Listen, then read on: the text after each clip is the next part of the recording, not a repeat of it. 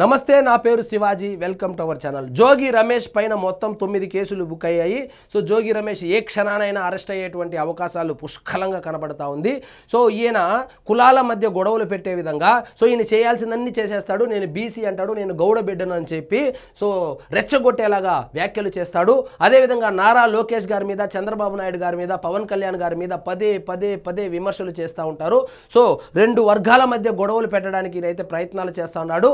So ఈయన విమర్శలు ఇది రాజకీయ విమర్శలు కాదు, ఈయన వ్యక్తిగతంగా కావాలనే గొడవలు సృష్టించడానికే మాట్లాడుతున్నాడు. సో ఈయన బయట ఉండేదాన్ని ఇలాంటి వ్యక్తి అరెస్టు నుంచి రక్షణ పొందేదికి అనర్హుడు అని చెప్పి పోలీసుల తరపున హైకోర్టులో పీపీ అయితే వాదనలు వినిపించడం జరిగింది. సో ఇక్కడ చూడండి, విద్వేషాలను రెచ్చగొట్టేలా జోగి రమేష్ వ్యాఖ్యలు. సో విద్వేషాలు రెచ్చగొట్టేలాగా జోగి వ్యాఖ్యలు చేస్తూ ఉన్నారని చెప్పి అందరికీ తెలుసు. కానీ వాళ్ళ తరపున న్యాయవాది ఏం చెప్తాడంటే ఇది రాజకీయ విమర్శలు అంట.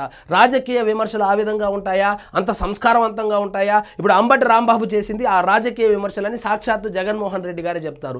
ఒక 2 తిట్లు తిడితే తప్పేముంది అంటారు. అదేవిధంగా జోగి రమేష్ మొన్న ఏ విధంగా మాట్లాడాడు, అధికారంలో ఉన్నప్పుడు ఏ విధంగా మాట్లాడాడు, ఇప్పుడు ఏ విధంగా మాట్లాడుతున్నాడో మనం అందరము చూస్తూనే ఉన్నాము. సో ఇవన్నీ రాజకీయ విమర్శలు అంట. అంటే రాజకీయ విమర్శలకు, రాజకీయాలకు వైఎస్ఆర్సీపీ వాళ్ళు కొత్త భాష్యాన్ని తీసుకొని వచ్చారు, కొత్త భాష్యం చెప్తా ఉన్నారు. సో ఇదే రాజకీయ బూతులు తిట్టడము రాజకీయ విమర్శలు అని చెప్పి జనరలైజ్ చేసేస్తా ఉన్నారు. సో అందులో భాగంగా ఆయన మీద 9 కేసులు అయితే బుక్ అయ్యాయి. సో జోగి రమేష్ ఏ క్షణానైనా అరెస్ట్ అయ్యేటువంటి అవకాశాలు కూడా పుష్కలంగా కనబడతా ఉన్నాయి. వైకాపా నేత మాజీ మంత్రి జోగి రమేష్ కులాలు, ప్రాంతాల మధ్య విద్వేషాలను రెచ్చగొట్టడమే కాకుండా ముఖ్యమంత్రి చంద్రబాబు, మంత్రి లోకేష్ పై అనుచిత వ్యాఖ్యలు చేశారని పోలీసుల తరపున పీపీ ఎం లక్ష్మీనారాయణ బుధవారం హైకోర్టులో వాదనలు వినిపించారు. కల్తీ మద్యం కేసులో నిందితుడిగా ఉన్న ఆయన బెయిలుపై బయటకొచ్చి పత్రికా సమావేశాలు నిర్వహించి నోటికొచ్చినట్లు మాట్లాడుతున్నారన్నారు.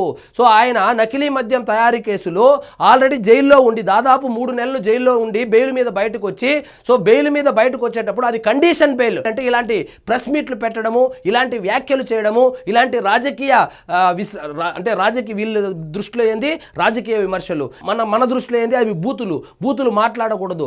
అయినా కూడా ప్రతిరోజు ఆయన ప్రెస్ మీట్ పెడతానే ఉన్నాడు, తిడతానే ఉన్నాడు. సో ఇప్పుడు వీళ్ళు చేస్తున్నటువంటి వాదన ఏంటంటే ఇలాంటి వ్యక్తి కనుక అరెస్టు కాకుండా బయట ఉంటే సాక్ష్యాలను తారుమారు చేసేటువంటి అవకాశం ఉంది, సాక్షులను బెదిరించేటువంటి అవకాశం ఉంది, కేసును నీరుగార్చేటువంటి అవకాశం ఉంది. కాబట్టి జోగి రమేష్ అరెస్టు కాకుండా రక్షణ పొందడానికి అనర్హుడు అని చెప్పి ఈ పోలీసుల తరపున పీపీ అయితే హైకోర్టులో వాదించడం జరిగింది. అదేవిధంగా అవి రాజకీయ విమర్శలే అని చెప్పారు. సో పిటిషనర్ తరపున సీనియర్ న్యాయవాది శ్రీరామ్ వాదనలు వినిపించారు. ఈ శ్రీరామ్ ఎవరంటే జోగి రమేష్ కు సంబంధించినటువంటి లాయర్ ఎవరైతే ఉన్నారో ఆయన అయితే కనుక ఇది రాజకీయ విమర్శలు అంటే బూతులు తిట్టడం రాజకీయ విమర్శలే అని చెప్పి జనరలైజ్ చేసి కోర్టునే తప్పుదో పట్టిస్తున్నారు వీళ్ళు. జోగి రమేష్ చేసిన వ్యాఖ్యలు విద్వేషాన్ని రెచ్చగొట్టేది కాదన్నారు, రాజకీయ విమర్శలే చేశారన్నారు. పోలీసులు నమోదు చేసిన సెక్షన్లు 7 ఏళ్ల లోపు జైలు శిక్షకు వీలున్నవేనని, కనీసం ప్రాథమిక విచారణ చేయకుండా కేసులు నమోదు చేశారని చెప్పారు. ఈ అంశాలను పరిగణనలోకి తీసుకొని అరెస్టు నుంచి రక్షణ కల్పిస్తూ మధ్యంతర ఉత్తర్వులు ఇవ్వాలని కోరారు.